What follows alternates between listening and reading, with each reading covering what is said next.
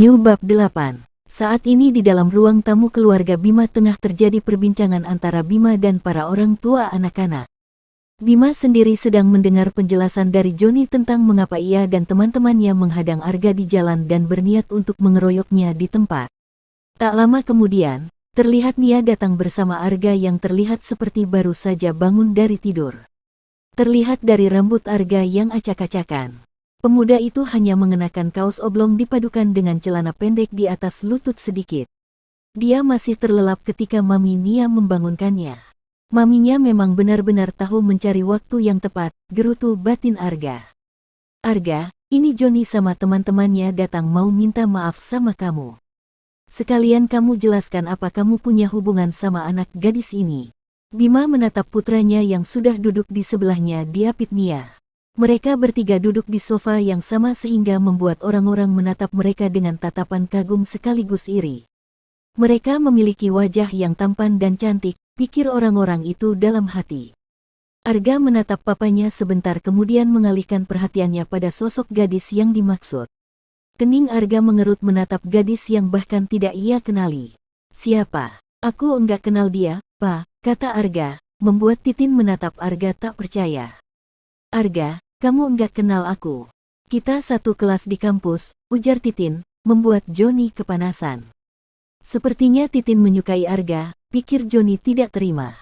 Sorry, jangankan Elo, gue aja enggak kenal sama beberapa anak lainnya.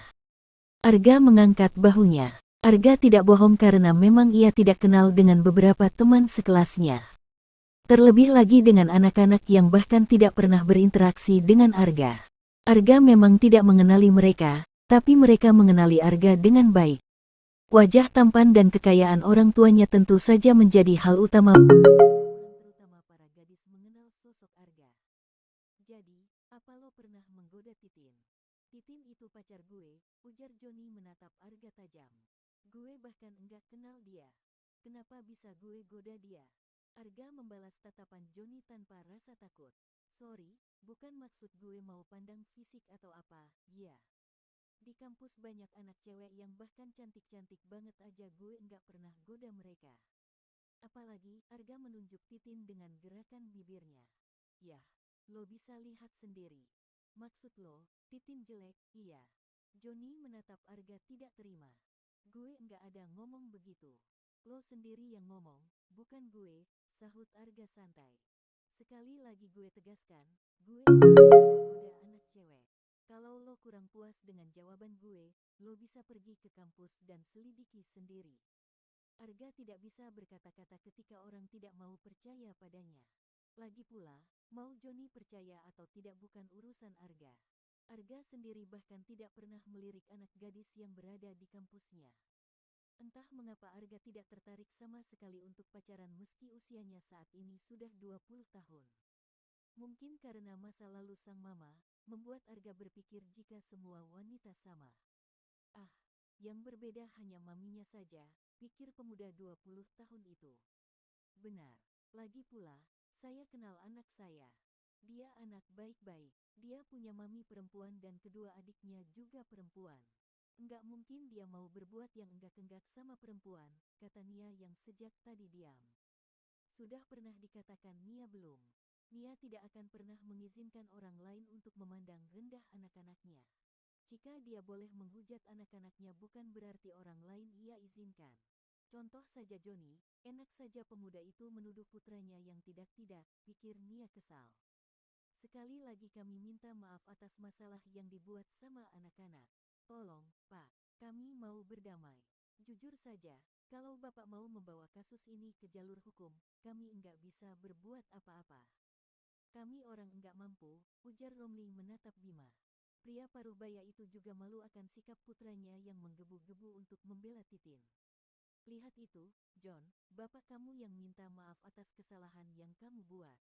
Kamu bukannya nyenengin orang tua malah jadi beban, kata Nia pada Joni. Setidaknya kalau kamu enggak bisa kasih kebanggaan buat orang tua dengan prestasi, jangan tambah beban bapak kamu. Kamu enak ketemu kami. Kalau kamu ketemu orang lain, sudah habis kamu di dalam penjara. Bima melirik istrinya yang ikut campur urusan laki-laki. Bima akan menegurnya nanti agar Nia tidak terbiasa mengoceh seperti ini pada lelaki yang bahkan tidak dikenal Nia sebelumnya. Bima ingin istrinya tetap menjaga diri agar tidak menimbulkan rasa sakit hati pada orang dan menimbulkan dendam. Ya sudah, kami memaafkan anak bapak dan ibu. Kami harap, ini semua enggak akan terulang. Anak-anak harus tahu fokus mereka saat ini bukan tentang asmara, tapi juga pelajaran dan masa depan. Anggap aja ini sebagai pelajaran dan jangan mengulangi lagi di masa depan. Bima berujar sambil menatap para anak-anak dan orang tua mereka. Kenakalan remaja memang biasa dilakukan. Namun, bukan berarti kita harus memaklumi. Setidaknya berikan teguran jika mereka melakukan kesalahan. Mereka semua mendesah lega mendengar ucapan Bima. Mereka kemudian pamit pulang setelah memberikan bingkisan pada Nia. Bima menatap istrinya yang masih duduk di sebelah Arga. Di meja masih terdapat banyak gelas minuman yang sedang dibersihkan oleh Mbak Surti. "Mi, jangan begitu lagi. Kalau ada urusan laki-laki, Mami enggak usah ikut campur. Nanti orang bakalan mikir yang enggak-enggak ke Mami. Urusan laki-laki, biar Mas yang urus." Bima berujar sambil menegur istrinya. Iya, enggak lagi." Nia menguap merasa kantuk mulai mendera. "Mas, tidur, yuk. Udah jam 9, ajaknya. Ayo." Bima menarik Nia berdiri kemudian membawanya masuk meninggalkan Arga yang terbengong di tempat dengan rasa kantuk yang sudah menghilang. Enggak ngantuk lagi," rutuk Arga kesal. Lanjut bab 9, flashback tentang Hera.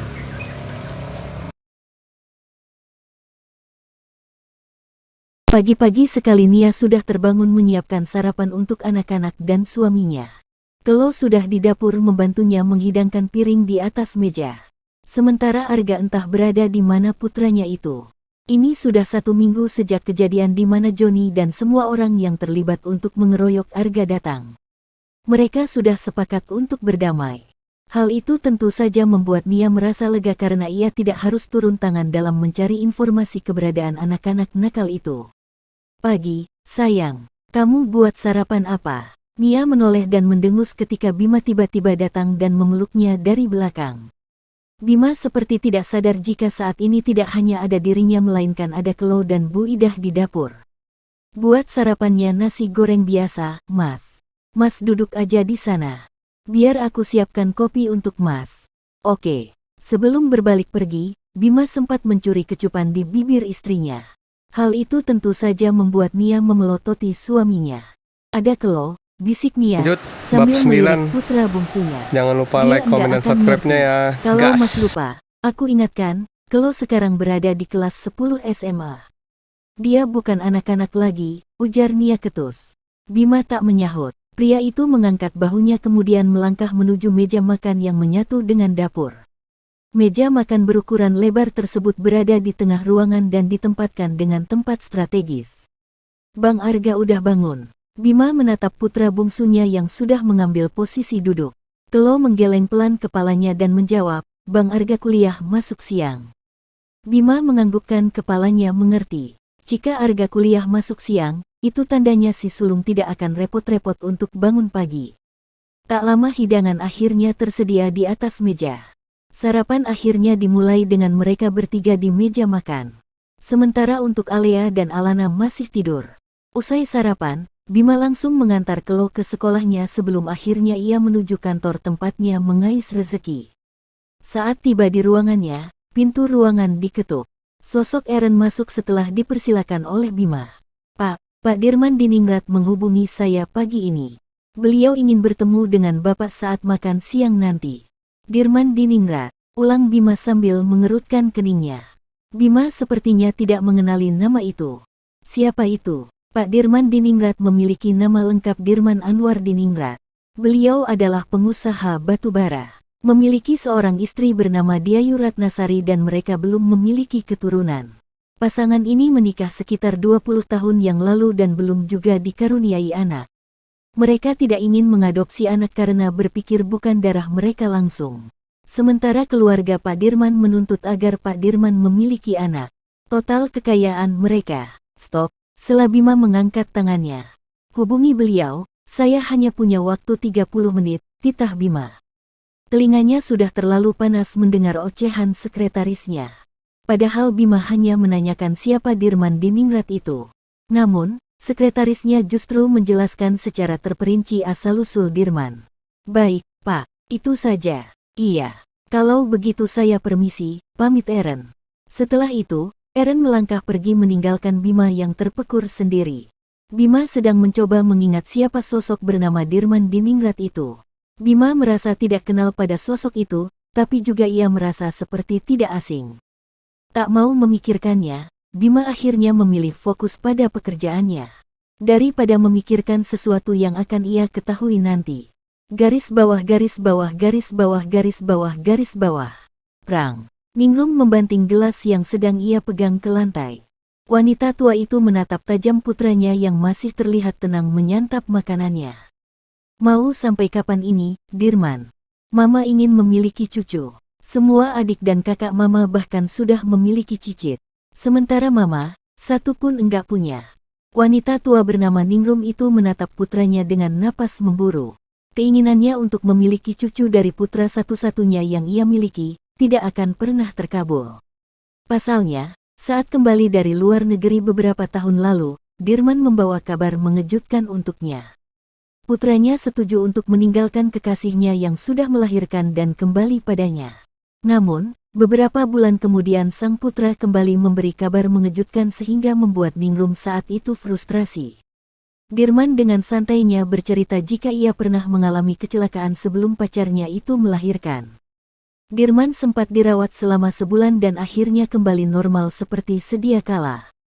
Namun, dokter memvonis kecelakaan yang terjadi mengakibatkan Dirman tidak akan bisa untuk memberikan keturunan pada pasangannya. Saat itu Dirman merasa frustrasi. Tapi rasa frustrasinya hilang ketika mengetahui masih ada harapan anak di dalam perut kekasihnya. Dirman tentu saja memperlakukan kekasihnya dengan sangat baik. Pria itu bahkan tidak segan untuk melawan mamanya saat tahu jika Ningrum sudah mengetahui ia menyembunyikan pacarnya di luar negeri. Sangat disayangkan, Ningrum yang keras kepala akhirnya memutuskan untuk mencelakai pacar Dirman beberapa kali namun berakhir gagal. Tak tahan jika kekasihnya dicelakai oleh mamanya, Dirman akhirnya memilih untuk menyerah. Pria itu pulang ke Indonesia dengan dalih tak ingin kehilangan harta milik orang tuanya. Dirman akan membalas semua penderitaannya dan sang pacar pada mamanya lewat jalan Dirman yang tak bisa memiliki keturunan lagi. Awal mula Ningrum senang karena putranya kembali padanya. Ningrum tidak tahu jika sang putra ternyata membawa bom dalam tubuhnya hingga membuat Ningrum terpaku tak percaya. Ningrum bahkan sudah beberapa kali melakukan pemeriksaan pada tubuh Dirman, namun mereka memiliki hasil yang sama. Dirman memang tidak bisa memiliki keturunan. Untuk apa Mama marah? Dirman menatap mamanya dengan alis terangkat. Bukannya ini yang Mama mau. Dulu, Hera datang ke sini untuk meminta pertanggungjawaban. Tapi, Mama mengusirnya. Mama lupa. Ningrum terdiam kaku mendengar putranya kembali mengungkit masa lalu. Sementara duduk tak jauh darinya ada Ratna dan juga Hussein suami Ningrum makan dengan tenang tanpa memedulikan keributan. Saat aku membawa Hera ke luar negeri, Mama melakukan berbagai cara untuk menyingkirkan Hera dan bayi kami. Aku akhirnya menyerah. Aku mengikuti keinginan Mama. Bukankah ini keinginan Mama? Ningrum menatap tajam putranya. Saat itu Mama enggak tahu kalau kamu enggak bisa punya anak lagi, Dirman. Kalau Mama tahu, Mama enggak akan membuat kamu menelantarkan bayi itu, bantah Ningrum. Itu resiko dari keegoisan Mama di masa lalu, sahut Dirman cuek. Kalau begitu kamu ambil aja anak kamu dari perempuan itu. Mama yakin dia pasti akan mau menerima kamu, celetuk Ningrum. Ide ini sebenarnya sudah lama ia cetuskan pada putranya. Namun, sang putra menolak karena malu jika tiba-tiba ia harus mengambil putranya yang bahkan tidak pernah ia rawat. Mama kira ngambil anak itu seperti ngambil barang. Kalau Mama lupa, usianya sekarang sudah diperkirakan kurang lebih 20 tahun. Usia di mana anakku sudah bisa berpikir dan mengambil keputusan. Dirman menatap mamanya. Itu bagus. Ningrum menyeringai puas. Kamu ambil anak itu dan masukkan dia ke dalam keluarga kita. Mama enggak mau tahu, Dirman. Tanpa menunggu respons dari putranya, Ningrum kemudian pergi meninggalkan 3 orang di meja makan dengan pikiran mereka masing-masing. Garis bawah garis bawah garis bawah garis bawah garis bawah garis bawah. Flashback. Sebuah tamparan yang dilayangkan seorang pria parubaya mendarat pada pipi seorang gadis muda. Tanda merah dan kep tangan menempel erat pada pipi gadis tersebut dan membuatnya terhuyung jatuh ke lantai. Gadis dengan tank top dan rok mini setengah paha itu memegang pipinya dan mendongak menatap pria yang merupakan ayah kandungnya. "Kenapa papa tampar aku? Aku hanya hamil dan itu bukan sesuatu yang harus dibesarkan." Gadis itu mencoba bangkit dari duduknya dan menatap tanpa takut pada sosok papanya, Hari. "Bukan sesuatu yang harus dibesarkan." Hari menatap putrinya ngeri. Kedua tangannya mengepal di kedua sisi tubuhnya dan berharap ia bisa membuat putrinya mati dalam genggamannya. Tapi, Hari sadar jika ia tidak bisa melakukannya. "Kamu tahu apa yang kamu bicarakan, Hera? Kamu hamil di luar nikah dan siapa yang akan bertanggung jawab untuk ini?" Teriak Hari lepas kendali. Beruntung ia tidak memiliki penyakit jantung. Jika ia memilikinya, mungkin saja ia akan sekarat sekarang. "Pak, sudahlah. Ini semua sudah terjadi. Kita hanya perlu minta kekasih Hera untuk bertanggung jawab dan segera menikahkan mereka." Hana yang sudah tidak tahan melihat putri kesayangannya terluka oleh perlakuan dan kata-kata kasar suaminya, memutuskan untuk melerai. Hera adalah putri sulung mereka yang berusia 18 tahun. Hera memiliki seorang adik yang saat ini baru berusia 11 tahun yang masih bersekolah di sekolah dasar dan adik lainnya yang sudah berusia 16 tahun. Hera besar dengan cara dimanjakan dan semua kesalahan yang ia buat akan dengan mudah diselesaikan. Tidak hanya itu saja, Hera pernah terlibat kasus tabrak lari saat usianya 17 tahun dan mengakibatkan korban 2 orang meninggal dunia. Tentu saja dengan uang yang dimiliki keluarganya, Hana bisa menutupi kasus ini dan menyogok pasangan suami istri tua itu untuk merelakan nyawa putra dan menantu mereka sehingga Hera tidak mendapatkan hukuman.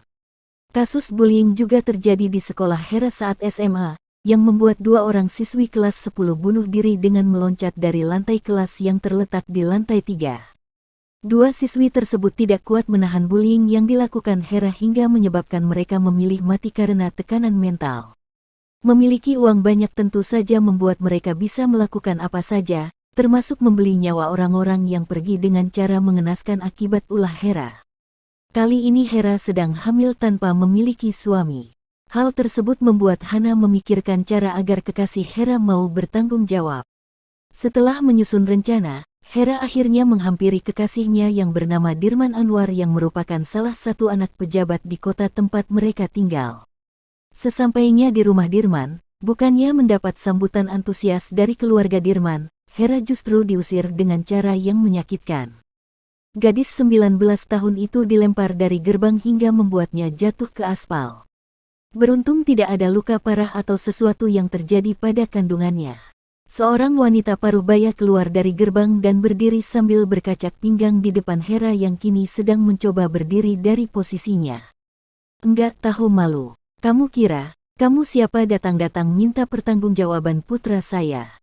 Kamu kira, saya bodoh enggak ngerti trik yang kamu gunakan untuk merayu putra saya?" Wanita tersebut melotot menatap Hera dengan tatapan jijik. Dia tidak akan pernah mengizinkan putra kesayangannya, Dirman, memiliki hubungan dengan perempuan acak seperti Hera. Apalagi keluarga Hera bukanlah keluarga dari orang-orang politik. Keluarga Hera hanya pengusaha biasa yang mengandalkan beberapa bisnis. Sementara mereka, selain menjadi pengusaha, juga terlibat dalam keanggotaan politik. Dirman sendiri sudah ia kirim ke luar negeri untuk belajar yang lebih baik dan tidak akan pulang bertahun-tahun yang akan datang. Tentu saja ini memudahkannya untuk mengusir Hera dari kehidupan Dirman. Masa depan anaknya masih akan cerah dan ia tidak mengizinkan seseorang merusak masa depan putranya. "Tapi, Bu, saya sekarang hamil anak Dirman." Hera yang sombong dan lalim tidak berkutik ketika berhadapan dengan wanita parubaya di depannya. Kedua tangannya mengepal di kedua sisi menatap ibu kandung Dirman, lelaki yang ia cintai sekaligus ayah dari anaknya. "Saya tahu kamu bohong. Sekarang, kamu pergi dari rumah saya atau saya enggak akan segan-segan menghancurkan usaha punya ayah kamu, Haryanto." Hera pulang dengan perasaan hancur. Gadis itu menceritakan apa yang terjadi di rumah Dirman. Mengetahui latar belakang orang tua Dirman, membuat Hana memeras otak bagaimana cara menyelesaikan masalah. Saat Hana menyampaikan solusi untuk menggugurkan kandungannya, Hera tidak terima. Beberapa teman meninggal dunia karena aborsi dan ia tidak ingin menyusul teman-temannya pergi ke alam baka. Alih-alih membuang jabang bayi dalam perut, teman-temannya justru meninggal dunia. Hal tersebut tentu disaksikan Hera secara langsung dan membuatnya trauma dengan kasus aborsi.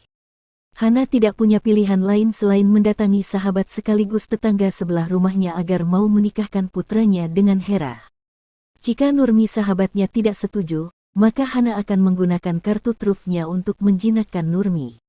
Terbukti, hanya sedikit ancam darinya, Nurmi menyetujui langsung pernikahan putra sulungnya dengan Hera yang sedang hamil anak orang lain. Mengetahui jika dirinya akan dinikahkan dengan putra sulung tetangganya bernama Bima Sanjaya, respons Hera tentu saja menolak gagasan tersebut. Bima Sanjaya adalah cowok cupu yang tidak memiliki rupa tampan sama sekali. Meski kulitnya putih pucat seperti papanya yang keturunan bule, tetap saja, wajah dan penampilan Bima sangat jauh dari kata menarik. Hera menatap mamanya kesal karena tidak bisa membantah arogansi mama dan titah mamanya. Kenapa Tante Nurmi Langaung setuju saja? Pasti mama melakukan hal-hal buruk kan? Tuduhnya pada sang mama saat itu. Hana tersenyum misterius. Tidak ada yang tidak mungkin bisa ia lakukan. Mengancam menggunakan rahasia Nurmi beberapa tahun ini, membuatnya tampak berkuasa daripada Nurmi sendiri.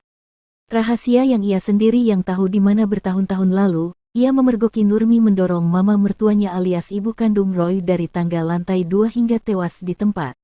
Tidak hanya itu saja, perselingkuhan Nurmi dengan teman suaminya juga menjadi kartu AS untuk bisa membuat Nurmi memaksanya menikahkan putranya dengan putrinya. Nurmi meyakinkan suaminya tentang pernikahan antara Bima dengan Hera. Nurmi juga beralibi jika ia tidak tega melihat Hera beberapa kali akan melakukan bunuh diri karena tidak ada lelaki yang mau bertanggung jawab atas kehamilannya. Roy yang saat itu berutang budi karena Hari membantunya menyelamatkan perusahaan yang diambang bangkrut tidak memiliki pilihan lain selain menyetujuinya.